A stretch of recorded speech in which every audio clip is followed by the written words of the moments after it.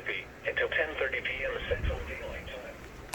At 9:35 p.m. Central Daylight Time, severe thunderstorms were located along a line extending from near Lake Catherine to 7 miles east of Shell Beach.